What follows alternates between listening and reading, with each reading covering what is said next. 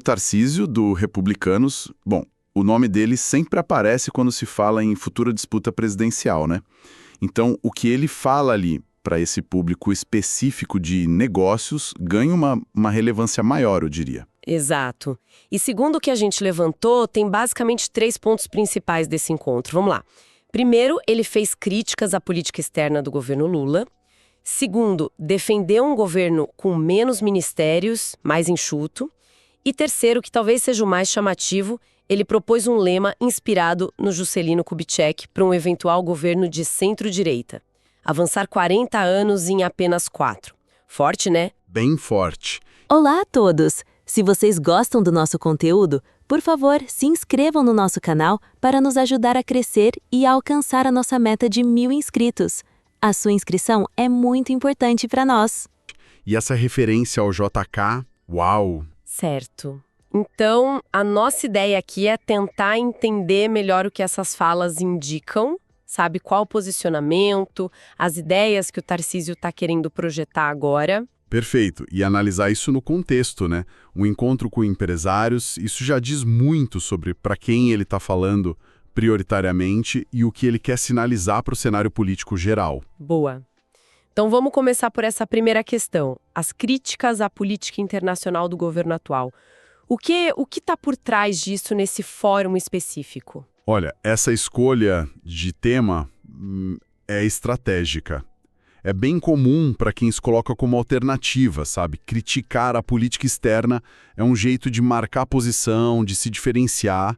E falando para empresários, ele pode estar buscando se alinhar com uma visão, talvez, mais pragmática do comércio internacional ou com preocupações sobre certos alinhamentos ideológicos do governo atual. Mesmo que a gente não tenha o detalhe específico das críticas, né? Só levantar o tema já funciona como um sinal. Exatamente. É uma sinalização. Ele pode estar querendo dizer algo como, olha, a minha visão para o Brasil no mundo seria diferente, talvez mais focada em negócios, em atrair investimento, algo que ressoa com aquele público. Entendi.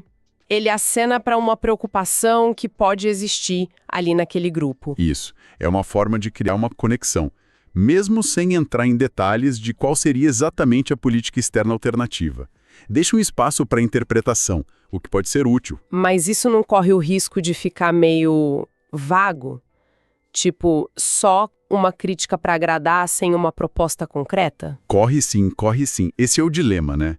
Sinalizar sem detalhar. Agrega quem está insatisfeito, mas adia a definição da alternativa. Qual seria? Voltar para onde? Buscar quem? Fique em aberto. Faz sentido. É um jogo político. Bom, vamos para o segundo ponto, então. A defesa de menos ministérios. Essa é uma bandeira bem conhecida da centro-direita, né? Sim, com certeza. A ideia de um Estado mais enxuto, mais eficiente, isso é música para os ouvidos de muito empresário, né? A promessa é sempre de cortar gastos, diminuir a burocracia, agilizar a máquina pública. Reduzir ministérios vira um símbolo disso tudo. É um símbolo poderoso, sem dúvida. Mas, pensando na prática, na gestão mesmo, quais são as implicações? Reduzir ministérios é sempre bom ou tem controvérsias aí? Ah, tem muitas controvérsias. Não é nada simples. Por um lado, pode até forçar alguma coordenação, evitar sobreposição, em tese. Mas, por outro lado, o risco é grande.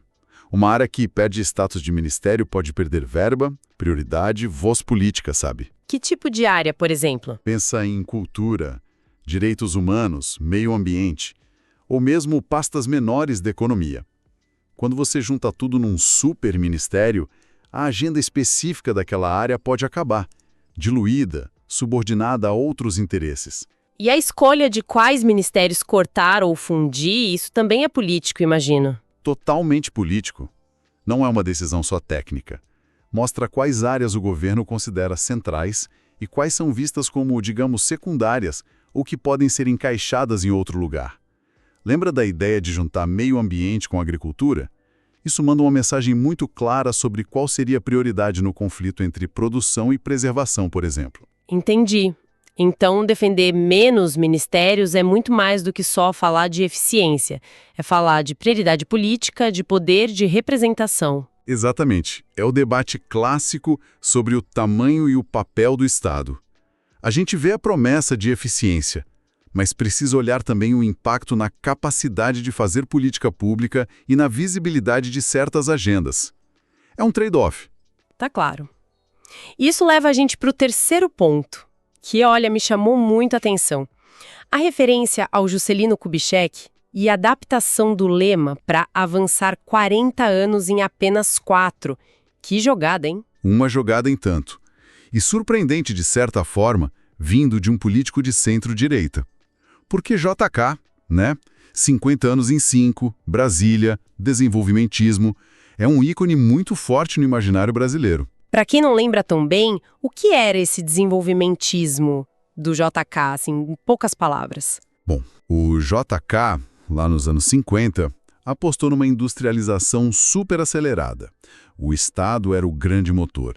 Investimento pesado em infraestrutura, tipo estradas, energia, e também atraindo indústria de fora, como a automobilística. A ideia era modernizar o Brasil na marra, rápido, com o governo coordenando tudo.